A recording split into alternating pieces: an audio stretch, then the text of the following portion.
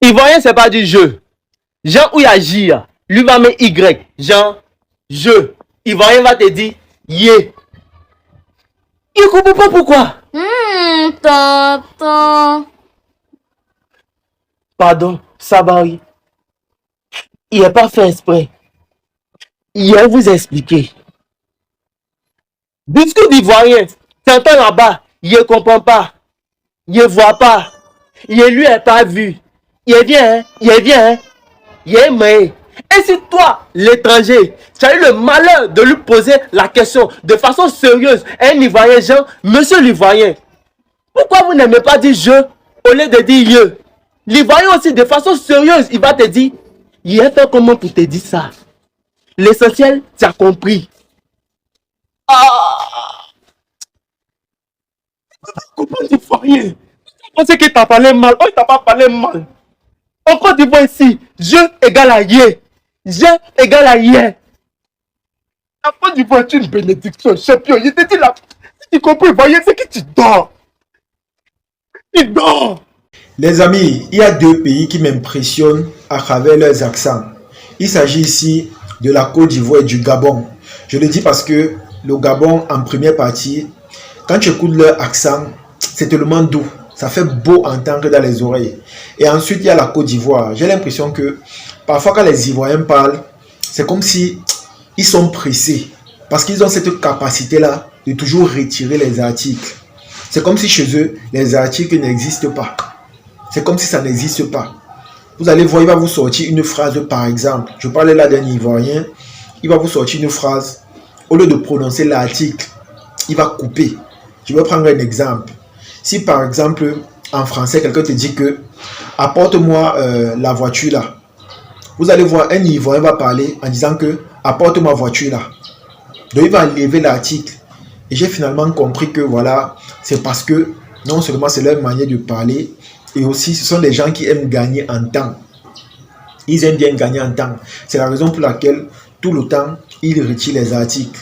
Et ce qui est bien dans cette pratique, c'est que peut-être vous les Ivoiriens, vous ne le savez pas, mais vous commencez déjà à influencer avec votre façon de parler. Parce que de plus en plus, les gens apprécient cette façon de s'exprimer et c'est comme ça que ça finit par se propager. Je vais prendre un exemple. Il y a beaucoup d'expressions ici au Cameroun que nous avons adoptées. Et je vous assure, la majorité de ces expressions-là sortent de la Côte d'Ivoire. Lorsqu'on parle d'enjaillement, lorsqu'on parle de mogou, lorsqu'on parle de porter, tout ça, ça sort de la Côte d'Ivoire. Ça sort de la Côte d'Ivoire. Ce sont des expressions que nous, ici, on utilise. Mais tout ça, on a copié en Côte d'Ivoire. C'est vrai qu'ici au Cameroun, nous-mêmes, on a donné des significations précises à ces expressions-là. Par exemple, en Côte d'Ivoire, lorsqu'on parle de Mogo, ça signifie deux personnes qui, vous voyez un peu.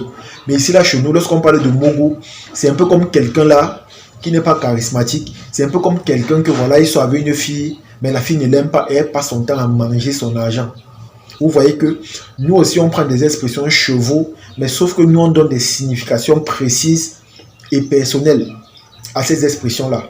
Donc, c'est un peu comme je vous ai dit, les amis, le fait que vous parlez comme vous parlez là, et que vous créez des expressions, non seulement ça impacte plusieurs pays au niveau linguistique, parce que de plus en plus, les gens prennent ça comme exemple, de plus en plus, les gens adoptent cette façon de parler et vos expressions. Moi, c'est un constat que j'ai fait. Et je pense qu'en Côte d'Ivoire, il y a même beaucoup plus de langage qu'on ne saurait l'imaginer.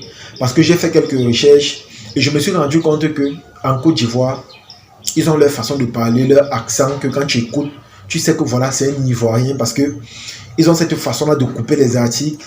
Ils ont des expressions faciales. Ils ont aussi des expressions sonores. Quand je parle d'expressions sonores, je fais allusion au fait que parfois, quand ils vont parler, vous allez entendre les expressions de I. Ça, ce sont des choses qu'ils ont créées. Et bizarrement, si tu n'es pas ivoirien, tu ne peux pas comprendre ce que ça veut dire. Parce que, avec la petite expérience que j'ai, je me rends compte que ces expressions-là signifient beaucoup de choses. Parfois, tu utilises cette expression sonore quand tu es étonné, quand tu es fâché, quand tu es surpris. Ça, c'est un constat personnel que j'ai fait. Donc, non seulement chez eux, on a des expressions sonores, et aussi, on a des expressions faciales. Donc, au niveau du visage, quand il froisse le visage, tu comprends ce qu'il veut dire, tu comprends ce que son visage exprime. Et comme j'ai dit, lorsqu'on parle en Côte d'Ivoire, il y a le nouchi. qui est un langage que, honnêtement, j'apprécie énormément. Non seulement les Ivoiriens ont créé ça, et aussi même au niveau musical, ils ont su imposer ça au public. Ils ont su imposer ça. Il y a des rappeurs qui ne rappent qu'en Nouchi. Il y a des artistes qui ne chantent que avec cette langue-là. Et pour finir, c'est comme ça que ça nous influence et on finit par adopter ça. Et pour aller encore un peu plus loin, j'ai appris récemment qu'il y a le Nouchi brodé. Ça signifie quoi? Hormis le Nouchi que nous connaissons, il y a encore le Nouchi qui est au-delà ou encore supérieur à cela. Mais sauf que pour entendre le langage là, il faut être initié. Et quand je parle d'être initié, ça signifie qu'il faut vraiment maîtriser le langage Nouchi. Parce que l'autre là, c'est la magie. Je vais prendre un exemple. J'ai appris que pour dire tu vas lire un Nouchi brodé, on va dire tu vas lire pour les quais. Tu comprends qu'à un moment donné, on a l'impression que c'est une langue maternelle.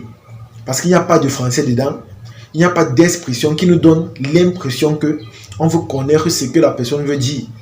Nous sommes obligés de nous baser uniquement sur certaines expressions ou encore sur ce qu'on entend. Les amis, c'est simplement extraordinaire. Moi-même, j'ai appris ça et j'étais simplement impressionné. Parce que ce langage-là, honnêtement, c'est unique. Comme on dit souvent, il n'y a que les Ivoiriens qui comprennent ce qu'eux-mêmes ils créent. Il n'y a que les Ivoiriens qui comprennent ce qu'eux-mêmes ils peuvent prononcer. En tout cas, les amis, c'est ici que se termine la vidéo. J'espère que vous avez aimé. J'espère que vous avez apprécié. Alors, comme cette jeune fille a dit, honnêtement, les Ivoiriens sont dotés d'un esprit de créativité exceptionnel. Et là, je ne parle pas seulement au niveau linguistique, mais je parle sur plusieurs aspects. Je parle sur plusieurs aspects. Si tu es nouveau, que tu arrives en Côte d'Ivoire et que tu n'es pas encore adapté à cela, tu ne vas rien comprendre. Les gens vont parler, tu vas les voir comme des gens qui n'ont pas fréquenté. Pourtant, entre eux, Ivoiriens, ils se comprennent très bien, ils s'entendent très bien. Tellement ils ont créé des langages et des expressions que, à un moment donné, ça a fini par impacter dans le monde entier, ça a fini par influencer les autres nations. Vous allez voir que beaucoup de personnes apprécient déjà ce langage au point où ils essayent déjà de s'exprimer de la sorte. Moi, personnellement, comme j'ai dit, il y a le Gabon et la Côte d'Ivoire. J'adore leur façon de parler. Les Gabonais, eux, parlent très lentement. Tandis que les Ivoiriens, eux, ils parlent rapidement. On a l'impression qu'ils sont pressés. On a l'impression qu'ils n'ont pas le temps. On a l'impression qu'ils veulent seulement aller vite. On a l'impression qu'ils veulent courir. Et je vous assure, les amis, moi, honnêtement, ça me plaît. En tout cas, partagez la vidéo au maximum et on se dit à la prochaine. Ciao.